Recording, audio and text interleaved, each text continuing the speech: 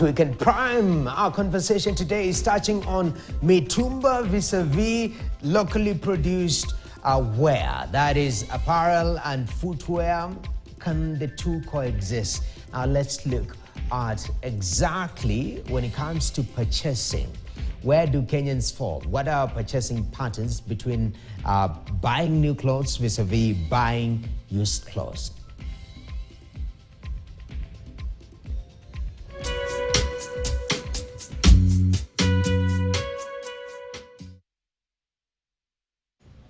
All right, now here we have quite interesting dynamics when it comes to expenditure on clothing and footwear. First of all, when you're doing new purchases in this country, statistics note that when you buy new clothes, if you're utilizing less than 1,000 shillings, actually people utilize less than 1,000 shillings stand at 74.5%. And those who are spending more than 1,000 shillings when buying new clothes stand at 25.5%, essentially meaning that we tend to spend a little bit more. And looking at the used purchases, this is where now Mituma falls, used clothes. If you're spending, actually people spending less than 1,000 stands at 91.5%, okay? Whereas those who are spending more than 1,000 shillings stands at 8.5%, meaning that actually a majority of the people, price is a huge factor essentially. That if it is more affordable, more people are leaning towards that. And if Mituma is more than 1,000 bob, actually people are spending less amount. And this is the discussion that we are having today with the chairperson, Mituma Consortium Association of Kenya, Teresia Werimunjenga. Welcome to Weekend Prime. Thank you very much. Thank you. Good to have you. First of all, when did you enter Mituma business? It's been a minute. What do you mean by a minute? Before you were born. When was that? Yeah, next year I'll be 30 years in Mituma. 30 years? Yes. And what pushed you to start and go into Mituma? I would say, I'll start by saying many people who are in Mituma were pushed by their poverty. There was absolutely no choice. So this is what was available, and that's what I took. For me, that was what was available. That's what I took. I started my business at 3,000. That was my everything. And I made it my everything. Yeah. So 3,000 bob, did you have people operating in the Mituma sector, friends who helped you around? Yes, when you started? My husband was already in the trade, so he welcomed me to the trade. Immediately we met, he welcomed me to the trade. Okay. Yeah. That's beautiful. So it was literally, two becoming one, even in business. Yes. Very, very interesting. And back then, 30 years ago, yes, how has the business changed over time? No, I think the business has not changed. People have changed. Kenyan people have changed. They are more sensitive to fashion, to style. And with Mituma, I say you get two very important things. You get quality and you get affordability. The prices are reasonable and you get quality. If you are looking for quality in the new clothing, you have to dig deeper in your pocket. But with Mituma, it's affordable for everybody. Okay. Many people who are in this trade, they joined the trade because there was nothing else for them to do. Some of them, after university, the young men, they came before they got their dream job. They joined the Mituma industry, and when they got into the industry, it worked for them. Many of them are not looking for jobs anymore. They are now, they made it their full-time job. Yes. Mituma has already employed over 2 million people. That's a lot of people. Yeah, and the majority are housewives.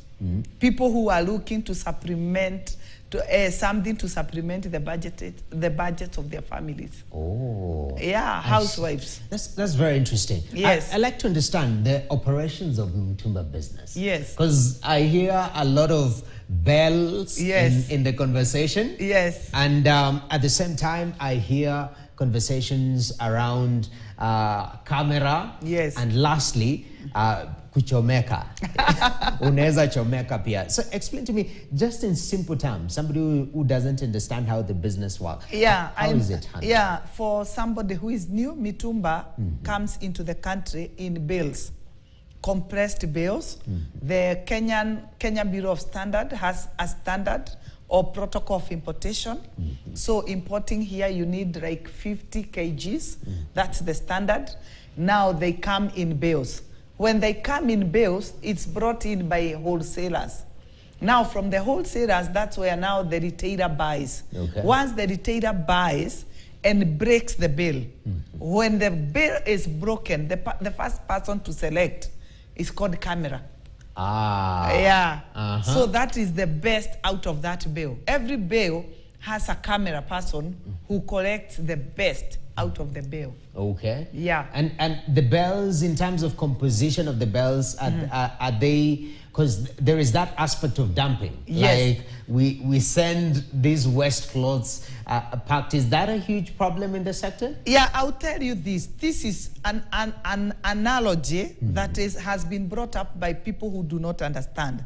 In the country, if you bring in a 40-foot container, you are going to pay import tax of about $15,000.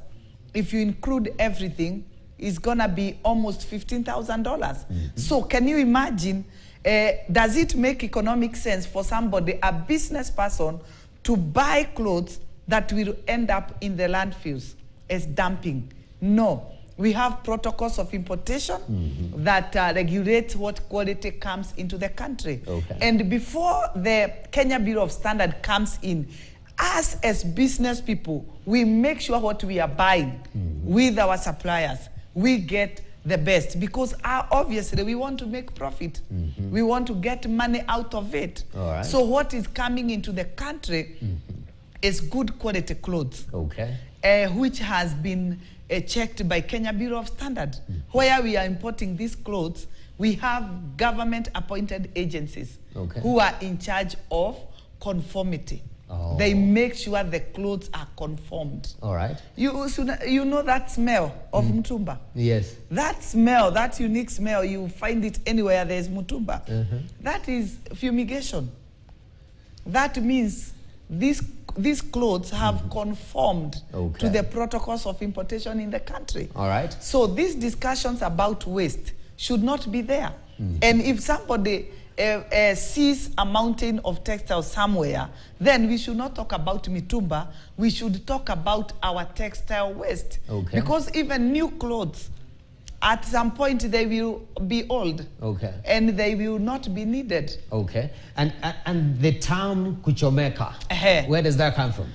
Every business needs expertise. If you want to start selling a bale, you need somebody to hold your hand, to teach you how to do it. Many people have come in the market ignorantly, thinking it is just simple, it's easy. No, you need somebody to help you in any business. Yes. Doesn't matter whether it's mitumba or any other business. You need somebody to hold your hand to help you to do it.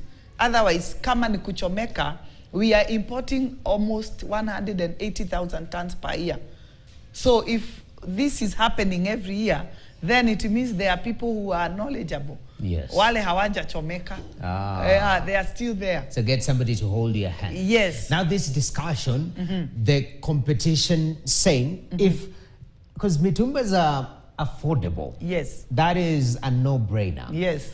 People will lean towards that. Yes. But the argument has been, we are going towards mitumba because there's a likelihood either mitumba is competition to what we're producing locally. Yes. Give me the numbers. Are we able, first of all, with our local production, to be able to sustain the local demand of clothes? Yeah, I think if the government wants to revive the local textile industry, it is within their power. But as we stand today, I do not think we have capacity to produce clothes for Kenyans. Number one, because of affordability. Whatever is being made in Kenya is expensive for a local person who is earning below $2. It will not be possible for them to afford.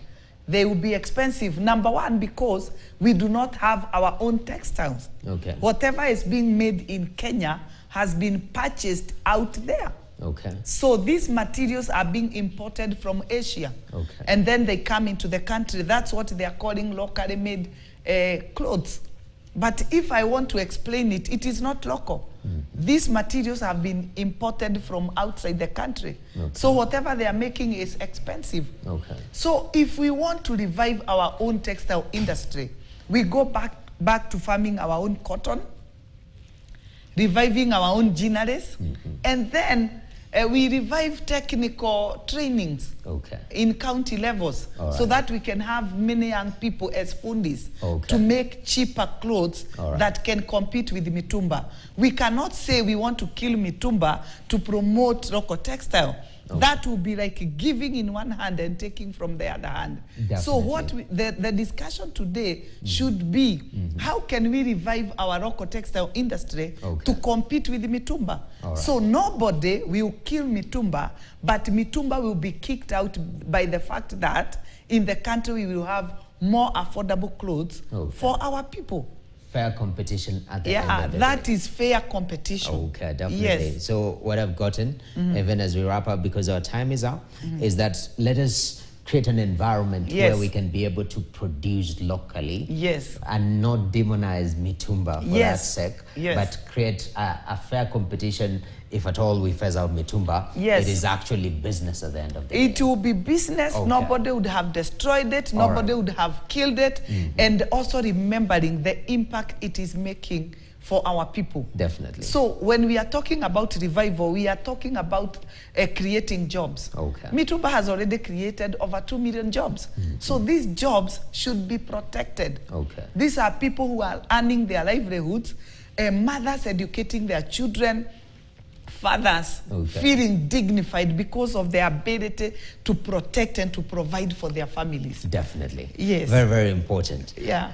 We keep our interview short and sweet, but this is a very interesting topic that deserves more time. But thank you very much. Teresia Warimunjenga, Chairperson, Mituma Consortium Association of Kenya. Yes. Thank you for making time to speak to Weekend Prime. Thank you for having me. All right, there you have it. Ladies and gentlemen, just ahead. Ahead in business news, National Treasury receives a report on mobilizing